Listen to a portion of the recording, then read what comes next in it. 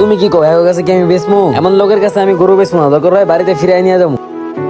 আচ্ছা রাহো, কাস্টমার আছে, পরে কথা কমুনি। ভাই আপনারা কি গরু নিবেন? আচ্ছা ভাই সাহেব, এই গরুটা কি আপনার? জি ভাই, গরুটা আমার। শুনলাম তোমার মার কাছে ফোন দেয়া কইতাছো, এটা তোমার কি শখের গরু? এই একটাই গরু তোমার?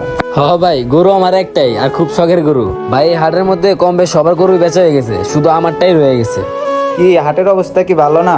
কাস্টমার নাই, কাস্টমার তো অভাব নাই হাটের ভিতরে। আরে ভাই আর কোয়েন না, এক একটা কাস্টমার এসে আমার গরুর মধ্যে ধাপ ধাপ করে থাপড় মারে। আমার গরু তো ভাই কষ্ট পায়। আমি যেই পর্যন্ত গরুটা পাইলে বড় করছি না, একটা টুকা পর্যন্ত দিইনি। আমার মাই সহ গরুটা পাইলে বড় করছে, একটা টুকা পর্যন্ত দেয় নাই। আর এইখানের কাস্টমার আয়া আমার গরুর মধ্যে ধাপ ধাপ করে থাপড় মারে। ও আচ্ছা, এই কারণে গরু বেচতেছেন না আপনি হাটে? ভাই শোনেন, আপনি তো হাসতাছেন ভাই, যারা কোরবানি দেয় না তাদের মন একদম থাকে পরিষ্কার, তারা দয়া মায়া করে গরুটারে নিয়ে যায়। শোনেন ভাই, আমার মা বলছে আমাদের এই শখের গরুটারে একজন ভালো মানুষের কাছে বিক্রি করে দিতে। ও আচ্ছা, আপনার